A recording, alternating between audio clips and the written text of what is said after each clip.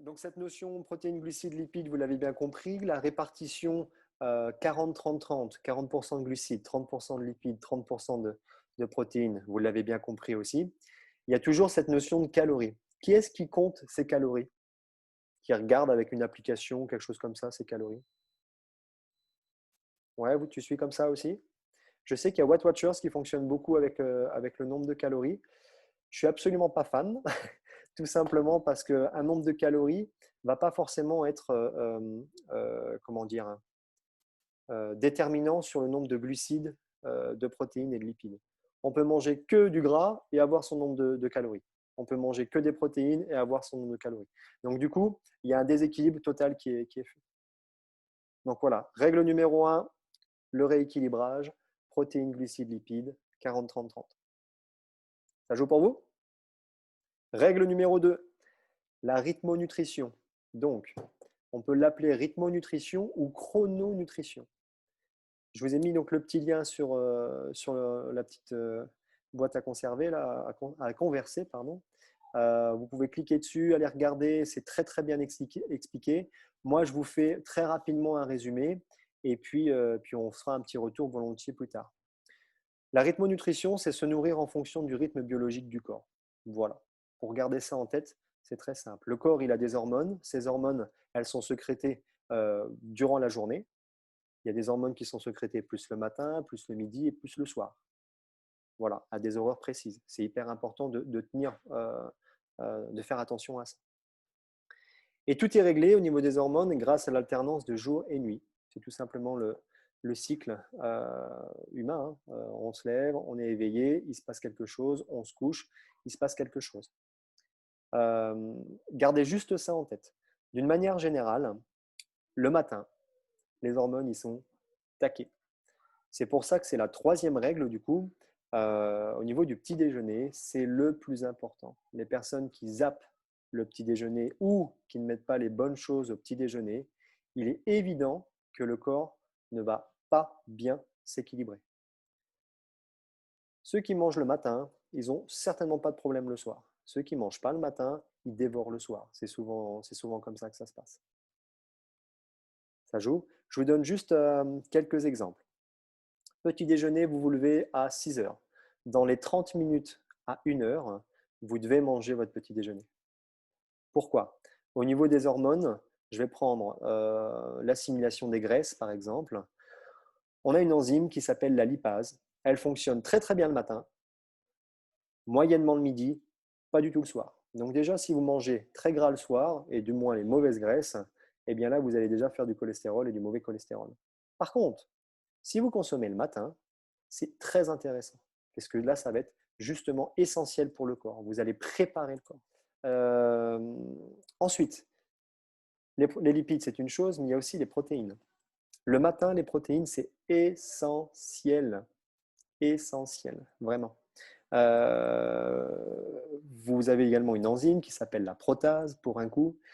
Cette enzyme fonctionne très très bien le matin, moyennement le midi et très peu le soir. Donc déjà, vous avez une idée de qu'est-ce qu'il faut mettre plus le matin et qu'est-ce qu'il faut moins mettre le soir. Si vous mangez des œufs le soir, par exemple, compliqué. Par contre, si vous mangez des œufs le matin, super. Si vous mangez un gros steak le soir, parce que c'est jeudi, compliqué.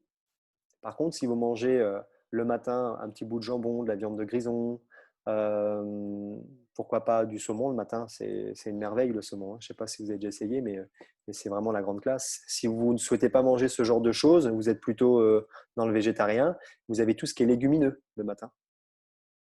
Haricots rouges, par exemple, flageolets. C'est un petit peu les repas à la, je vais dire à l'américaine, à l'anglaise, mais ça marche très très très très bien. Ça joue pour vous? Et le matin, à votre avis, il faut mettre du sucre ou pas? Il faut mettre des cornflakes? Il faut mettre du pain, de la confiture? Non. Le matin, il faudrait presque condamner ce genre d'aliments. Ouais. Il faudrait beaucoup plus se diriger vers tout ce qui est fruits et légumes le matin.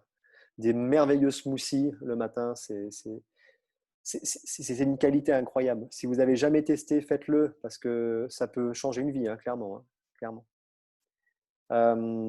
Effectivement, si vous prenez un café sec avec un bout de bain, un petit peu de beurre et puis de la confiture, bon, bah déjà, on est d'accord que le corps il va absolument pas bien réagir sur la journée. Et en termes d'énergie, ça va être plutôt phase descendante. Ça joue? On continue? Règle 4 et 5. Je viens de le dire quelque part, c'est diminuer les sucres à indice glycémique important, élevé, pour augmenter la consommation de fruits et légumes. Ça, c'est valable pour toute la journée, d'une manière générale. Les indices glycémiques élevés, c'est assez simple. C'est tout ce qui est à base de céréales, d'une manière générale, que vous preniez complet ou pas complet. Ça va être également tout ce qui est fruits exotiques, tout ce qui est, par exemple, banane. Tout ce qui est légumes du type pommes de terre, carottes. Voilà, il y en a encore, il y a plein d'exemples encore, hein. Mais sur les principaux, ceux qui sont consommés régulièrement, c'est ça en tout cas. Donc diminuer considérablement les sucres à indice glycémique élevé. Le rapport, je vous en parlais tout à l'heure, c'est 1/3, 2/3. Donc si je reprends tes besoins nutritionnels, tout à l'heure, on était à 145 grammes. Ben voilà, tu me fais un 2/3, 1/3, et dans ta journée, tu as ton grammage. Je mets juste une petite parenthèse. Quand tout à l'heure, je te parlais de 110 grammes de protéines, on est bien d'accord que ce n'est pas un steak de 110 grammes. Puisque dans 100 grammes, il y a 100 grammes de viande, quelconque, on va dire, de manière générale, dans 100 grammes, il y a 20 grammes de protéines. Okay, ça, il suffit juste de retourner les aliments, de regarder la composition sur 100 grammes derrière, et puis vous avez une information. Ça demande un petit peu de calcul au début, mais voilà. Moi, derrière, j'ai aussi un logiciel, je peux vous aider par rapport à ça. Il ne faut pas hésiter à me demander. On continue? Vous allez voir, tout ce que je vous ai dit ces dernières semaines, ça va vous faire tilt, hein. Règle 6, 7 et 8. Diminuer les produits laitiers. Augmenter les bonnes graisses et du coup diminuer les mauvaises graisses, naturellement. Faire très attention à la consommation de blé, mais on vient d'en parler juste avant, avec les sucres à indice glycémique élevé. D'autant plus que c'est très acide pour le corps. Donc, tout ce qui est acide pour le corps, de manière générale, tue les cellules. Plus on met de l'acidité au niveau des cellules, plus c'est compliqué derrière. Et une bonne hydratation. S'hydrater, effectivement, consommer plus de l'eau, voilà, minérale, si possible filtrée. Et de temps en temps, aller se mettre une petite boisson gazeuse avec un enrichissement en magnésium, en calcium, voilà. Mais juste de temps en temps. Il ne faut pas que ça soit très régulier. Il faudrait se dire, voilà, durant une semaine, j'arrive à varier 3-4 eaux. Ça, c'est très bien. D'autant plus si vous avez déjà et vous connaissez déjà vos carences, si vous avez déjà fait un check-up chez le médecin, faudrait privilégier un tout petit peu plus une eau de ce type-là en tout cas.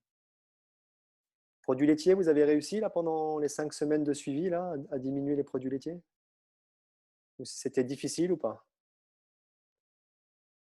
Non, ça a été? Ça a été? Les mauvaises graisses? Alors, quand je dis les mauvaises graisses, il n'y a pas de mauvaise graisse en soi, il y a juste des produits qui sont transformés d'une manière générale. Je vais plutôt parler des bonnes graisses, oméga 3, oméga 6, oméga 9. Oméga 3 en priorité, puisque c'est celles aujourd'hui qui sont en carence chez tout le monde. Et on a surtout un ratio entre les oméga 3 et les oméga 6 qui sont très mauvaises. On a un ratio de 1 oméga 3 pour 6 oméga 6. Alors que le bon ratio, ça serait 1 pour 3. Voilà. Où est-ce qu'on retrouve les oméga 3? Très simple, les huiles. Huile d'olive, huile de colza, huile de lin, par exemple, huile de chanvre, l'huile de bourrache, etc. Attention, les huiles, surtout pas les faire chauffer, hein. Les rajouter toujours pression à froid et si possible bio. On va retrouver également tous les poissons gras, maquereau, saumon, etc. Sardines. On va également aller sur les avocats. Un avocat le matin. Qui est-ce qui prend des avocats le matin? C'est un régal. Pas un avocat mayonnaise, on est bien d'accord. Non, non, un avocat le matin, c'est une merveille. 1 ou 2 fois dans la semaine. Allez-y, plongez-vous sur un avocat. Essayez, testez, regardez. Le soir aussi, c'est très intéressant d'aller chercher le poisson gras ou les bonnes graisses d'une manière générale. Dernier axe, c'est plutôt les oléagineux, donc tout ce que vous allez manger comme graines, tout ce qui est amandes, tout ce qui est noisettes, tout ce qui est noix de cajou, etc. Règle numéro 9. Vous devez, par rapport à la pratique sportive, c'est vraiment ça, pratiquer une activité régulière. Ça, c'est hyper important. C'est ce qu'on appelle la continuité. Mais vous devez également avoir une progression dans votre activité sportive, c'est-à-dire que vous ne devez pas vous cantonner toujours à la même chose. Je ne fais pas un pump tous les lundis, toujours à la même charge. Il faut avoir une activité progressive. Il faut chercher à mettre un petit peu plus de temps en temps et surtout un peu différemment. Plutôt que de faire un squat basique, on va aller chercher à faire un squat explosif, un squat avec de la charge, un squat avec un déséquilibre. Vous voyez un petit peu la chose? Un squat combiné où on va venir ramasser quelque chose et développer quelque chose au-dessus de la tête. C'est un squat de base, mais qu'on va faire évoluer. Voilà, donc les 3 principes, c'est la continuité, la progressivité et l'adaptabilité. Surtout, prendre plaisir. Toujours prendre plaisir dans ce que vous faites. Ne soyez pas dans un excès. C'est con, mais c'est comme l'alimentation, quoi. Si on arrive le jeudi, on se fait un 10 kills. Le vendredi, on va se faire 3 heures de marche. Le samedi, on fait un pire tour en vélo. Le dimanche, on va se foutre, je ne sais pas, on fait de la musculation ou on va au fitness. Ce n'est pas possible. Le corps, à un moment donné, il ne peut pas récupérer. C'est comme la bouffe, quoi. À un moment donné, il faut qu'il y ait une petite alternance, des phases de jeûne, de repos. C'est comme tout, hein.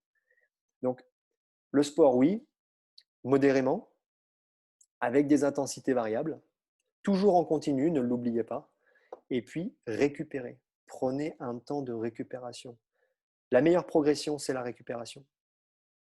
C'est véridique. On va prendre un exemple sur le sport de haut niveau. Le sportif de haut niveau, s'il ne récupère pas, il n'est pas performant. Et les coachs aujourd'hui, j'en fais partie, hein, les préparateurs physiques d'une manière générale. Quand j'accompagne un sportif de haut niveau, je veille vraiment à son volume d'entraînement, à ses intensités et à ses temps de récupération. C'est hyper important. Et ce qui est incroyable, c'est que parfois on s'entraîne moins et on a 2 fois plus de résultats. Ça, c'est incroyable. Ça joue? Règle numéro 10, la dernière, et après vous pouvez aller à l'apéro. C'est le fameux syndrome frustration, compensation, culpabilité. Donc, c'est clairement les questions qui m'étaient posées. Ah, mais Christophe, alors comment on va faire cet été? Moi, j'ai barbecue là. Ouais, compliqué quoi. Puis j'ai barbecue vendredi, et puis j'ai anniversaire samedi, et puis dimanche, putain, on a invité chez les copains, quoi. Donc, ça fait apéro, apéro, apéro et apéro. Donc, ça, c'est un peu compliqué à gérer, c'est vrai. C'est terrible. Mais c'est pas si terrible que ça. Parce que il va falloir qu'on se dise, OK, j'accepte ce genre de situation. De toute manière, on est raisonné puisqu'on est aujourd'hui dans un processus où on veut soit perdre du poids, soit améliorer sa condition physique ou sa santé. Donc, on va on va pas se prendre un entonnoir et tout mettre dans la bouche. C'est ça que je veux dire, quoi. On va mesurer un petit peu notre consommation. Faire un barbecue, il n'y a rien de mal de faire un barbecue. Et puis entre nous, s'il y a 3 à 5 excès dans la semaine par rapport aux 45 à 55 repas dans une semaine, peanuts, hein. Zéro changement, aucun problème. Si le lendemain matin, vous montez sur la balance, c'est que du flan, hein. Excusez-moi, mais c'est de l'eau, hein. OK? Vous n'avez pas pris en poids, en graisse en tout cas, ne vous inquiétez pas. Par contre, l'idée, ça serait quoi? Je vous donne une solution quand même. J'ai mangé comme un cochon la veille. Le lendemain, je pourrais essayer de faire une sorte de jeûne. Alors, moi, je suis complètement contre l'arrêt total de nutrition parce que c'est aussi une forme de déséquilibre. Faire un jeûne sous contrôle durant une semaine avec des professionnels, ok, pourquoi pas. Mais sur un lendemain de fête comme ça, essayez plutôt une détox naturelle. La plus naturelle possible, c'est quoi? C'est manger fruits et légumes. Manger une viande plutôt cuit vapeur, plutôt une viande blanche. Voilà. Et vous allez voir que l'organisme il va s'auto-réguler. Ça peut être sur 1 jour, 2 jours, 3 jours grand maximum, si vous avez fait un excès week-end par exemple. Mais je vous assure que le corps il s'auto-régule très très rapidement. Après, on est d'accord, c'est la fréquence, hein. Si vous me faites soirée lundi, mardi, pause le jeudi et je reprends vendredi, samedi, dimanche, ok, on n'est pas dans le thème. Là, on est d'accord, on n'est pas dans le thème.